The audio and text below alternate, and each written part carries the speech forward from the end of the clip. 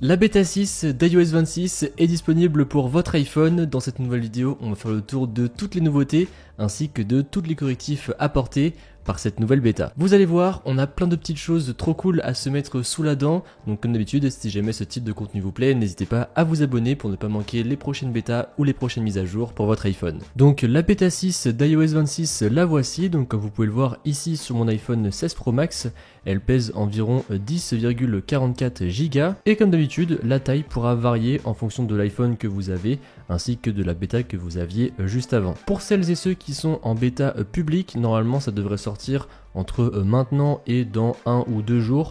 La semaine dernière, c'est ce qui s'est passé, donc si jamais vous ne l'avez toujours pas, soyez patient, ça va arriver très bientôt. Comme d'habitude, pour voir la version exacte du logiciel, on se rend dans les réglages, on va dans Général, mise à jour logiciel, on attend un petit peu que ça charge, plus de détails, et ici on aura la version exacte, 23A5318C, et donc là on a un bon indicateur puisque comme vous pouvez le voir, on a la lettre C, et comme je vous le dis à chaque fois, plus on se rapproche de la lettre A, plus ça veut dire qu'on est proche de la fin.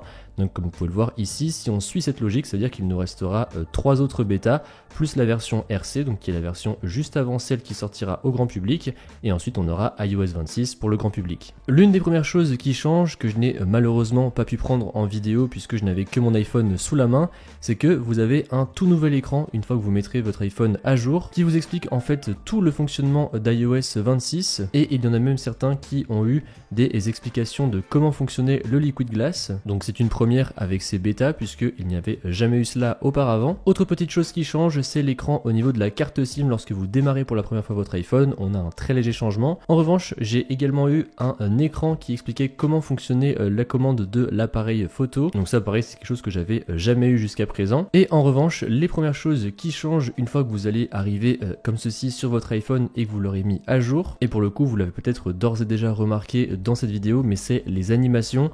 Je vais vous montrer, quand on ouvre une application, c'est beaucoup plus rapide et franchement c'est ultra fluide, ça va super vite. Je pense que c'est la première fois que j'ai un iPhone aussi réactif et aussi rapide. On a presque l'impression que les animations ont été mises en x0,5 tellement ça va vite. Et comme je vais vous le montrer à l'écran, les animations changent également puisque en plus d'aller plus vite, leur façon de s'ouvrir et de se fermer s'inspire un petit peu de celle d'iPad OS, puisque comme vous pouvez le voir là, si j'ouvre cette application là, et bien ça part vraiment du bas et après ça se referme vers le bas. Et après pareil, si on retourne dans les réglages, et bien vous voyez ça vient des réglages. Alors c'est un petit peu différent, faut se mettre un peu en mode ralenti pour pouvoir le constater, mais franchement ça rend super bien. Mais encore une fois ça fait bizarre puisque ça va vraiment très très vite. On a encore une fois vraiment l'impression que les animations ont été diminuées, donc après ça a le temps de changer jusqu'à la version publique. Mais c'est vrai que pour l'instant l'iPhone va hyper vite, ça fait vraiment étrange, mais personnellement j'aime bien et surtout ça redevient plaisant d'utiliser un iPhone. J'ai plus aucun bug d'interface comme ça pouvait être le cas avant, tout est hyper fluide, donc franchement ça fait plaisir. Même au niveau du lancement des applications, j'ai l'impression que ça va super vite parce que vous voyez, hop, à peine j'appuie dessus, c'est instantané, et au niveau des applications, vous voyez, c'est vraiment hyper fluide. Franchement, j'aime trop. D'ailleurs, également dans les réglages, alors c'est très léger, mais j'ai l'impression qu'il y a un petit changement d'animation également, puisque quand on revient en arrière, on a l'impression que ça fait un très léger effet de sautillement, comme je vous l'avais mentionné avec le code dans ma précédente vidéo sur iOS 18 bêta 5. Donc bon, encore une fois, c'est très léger, mais on remarque des petites animations comme ça à droite à gauche. L'autre nouveauté, c'est que désormais, sur l'écran de verrouillage, on a du Liquid Glass au niveau de l'heure. Donc ce n'était pas le cas avant, mais je ne sais pas si vous le voyez bien ici à la caméra, mais ça rend vraiment très très beau, puisque on voit les effets un petit peu du vert sur le 1 et le 6 de l'heure. Pareil ici on voit les reflets un peu bleu violacé. Avant ça ne rendait pas vraiment comme ça. Je vais vous mettre une comparaison side by side à l'écran pour que vous puissiez voir un petit peu la différence. Mais ici on retrouve vraiment le Liquid Glass qu'Apple nous a présenté pendant sa keynote. Encore une fois, on sent qu'on se rapproche de la version finale et vraiment c'est magnifique. Vu qu'on parle de Liquid Glass, eh bien il y a autre chose qui a désormais du Liquid Glass et c'est tout ce qui concerne les toggles. Là par exemple vous voyez, si je passe en mode avion, eh bien vous voyez on a du Liquid Glass aussi au niveau du toggle, sachant qu'avant ce n'était pas le cas. Avant on avait juste, comme avant en fait il n'y avait pas spécialement de Liquid Glass, ça passait juste du vert au gris comme ceci. Mais désormais on a le Liquid Glass sur tous les petits boutons dans les réglages, donc c'est plutôt pas mal puisque ça prouve que l'OS est vraiment en train de se peaufiner. Et puisqu'on est dans les réglages, eh bien restons-y puisque vous allez voir on a pas mal de changements. Déjà si jamais vous descendez dans son et vibration et que vous allez ensuite dans sonnerie, vous allez avoir de nouvelles sonneries, puisque là vous voyez on a la sonnerie donc reflet par défaut, mais si jamais on clique ici, eh bien on a 6 nouvelles alternatives à cette sonnerie par défaut. Je vais vous faire écouter un petit peu ce que ça donne.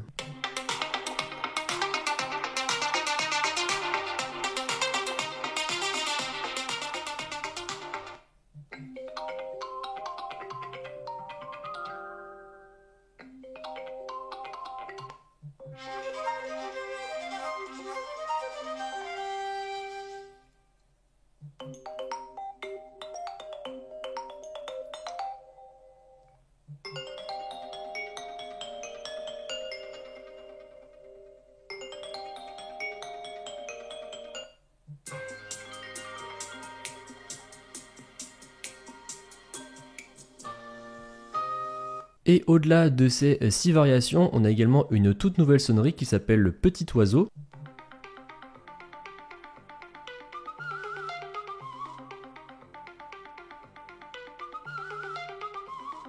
Donc voilà, comme ça vous a permis de voir un petit peu ce qu'étaient ces nouvelles sonneries. Je les ai jouées comme ça pour toutes celles et ceux qui ne sont pas sur les bêtas mais qui souhaitaient tout de même voir ce qu'ils allaient avoir en septembre. Eh bien, vous avez pu constater ce que ça donne. Toujours dans les réglages, si jamais on se rend désormais dans la rubrique appareil photo, dans la précédente vidéo, je vous avais mentionné l'arrivée d'un nouveau réglage qui permettait de changer le sens de défilement ici dans l'appareil photo.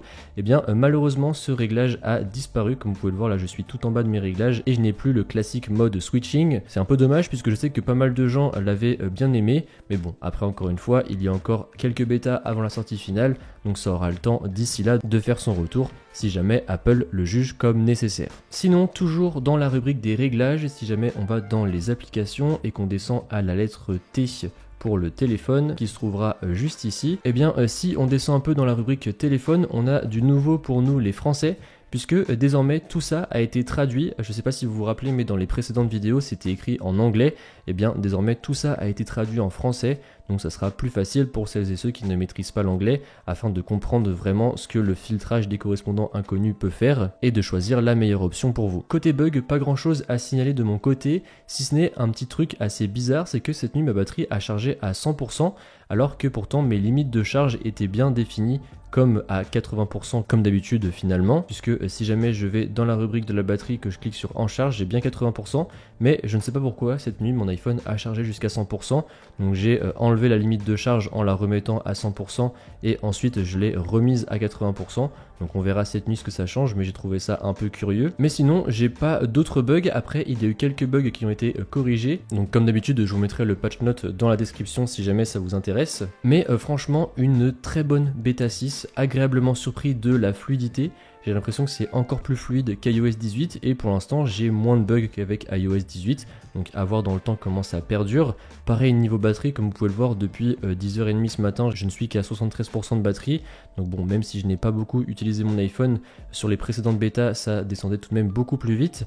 Et l'autre chose à noter, c'est qu'au niveau de la chauffe, mon iPhone n'a quasiment pas chauffé lorsque je l'ai mis à jour vers la bêta 6 et lorsqu'il s'est rallumé, tandis qu'avec toutes les précédentes bêtas, eh bien ça a chauffé un petit peu. Ici rien de tout ça, donc pour l'instant rien à redire, que ce soit en termes de bugs, en termes de batterie, en termes de fluidité. Je pense que c'est l'une des meilleures bêtas qui a été faite jusqu'à ce jour. Encore une fois, tout est fluide.